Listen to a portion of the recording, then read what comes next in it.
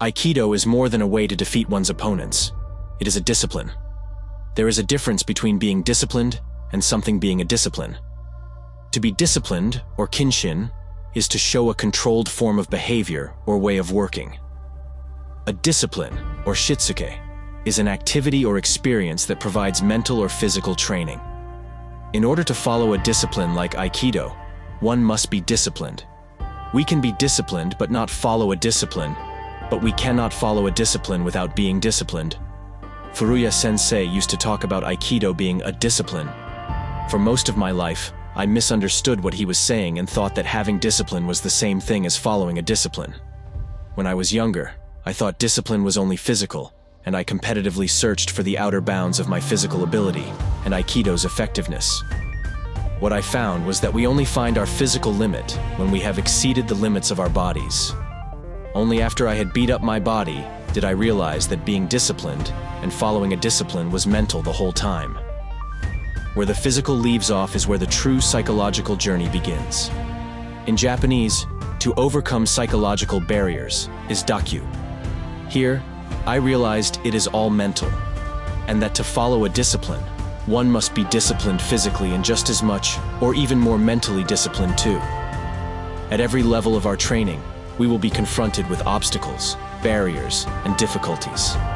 In the beginning, all of our discomforts will present as physical problems like stamina, technical difficulties, body control, footwork, pain, etc. With each obstacle we overcome, we develop tolerance and fortitude. The direct benefit that physical training gives us is that we will use that discipline to overcome the things that are confronting us mentally. Later in our training, we will meet the 4 undefeated opponents: old age, old injuries, the self, and death. There is a 5th, but Mother Nature rarely shows up on the mat. We will face each of these opponents in this basic order. As we age, our bodies start to give out, and it is frustrating that we cannot do what we used to be able to do. When our bodies give out, those old injuries resurface and add another layer of uncomfortableness to training. This is where things really become 100% mental, because this frustration and difficulty bring forth our most formidable opponent, the self. The self knows all of our weaknesses. We can't really defeat the self. Sensei might have advocated for self-victory, but the victory he was talking about is not in defeating the self, but in having the discipline to control it. If we cannot truly defeat any of these opponents, then we have to learn to deal with them. Dealing with them is 100% mental, and that fortitude only comes from following a discipline like Aikido. Learning to deal with the self is what prepares us to face death. Therefore, what Aikido training is really teaching us how to face death. In the Hagakure, Yamamoto Tsunetomo wrote, "Whenever you meet difficult situations, dash forward bravely and joyfully."